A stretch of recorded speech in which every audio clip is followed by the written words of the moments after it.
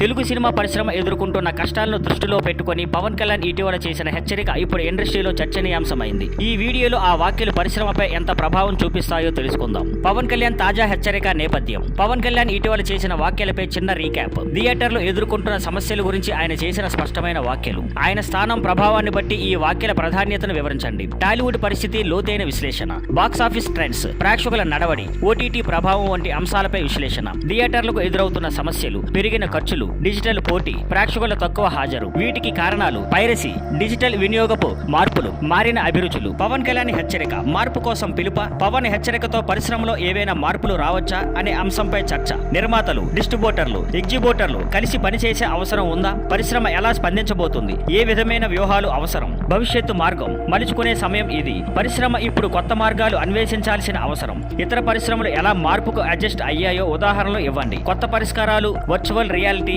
Interactive screenings, వ్యక్తిగతీకరించిన content వంటివి పరిశీలించండి. పవన్ కళ్యాణ్ హెచ్చరిక ఫలిస్తుందా? మొత్తం చర్చలో ముఖ్యాంశాలు రీక్యాప్ చేయండి. ఓపెన్ ఎండెడ్ ప్రశ్నలు వేయండి. టాలీవుడ్ ఈ కష్టాలను ఎలా దాటుకుంటుంది? థియేటర్ల భవిష్యత్తు కోసం ఎలాంటి మార్పులు చేయాలి? చివరగా పరిశ్రమపై ఒక ఆశాజనక సందేశంతో ముగించండి. తెలుగు సినిమా తిరిగి ఎదుగుతుంది, అదే మన విశ్వాసం. ఈ అంశంపై మీ అభిప్రాయాన్ని కామెంట్స్ లో పంచుకోండి. తెలుగు సినిమా కోసం మనమంతా కలిసి నిలబడాల్సిన సమయం ఇది.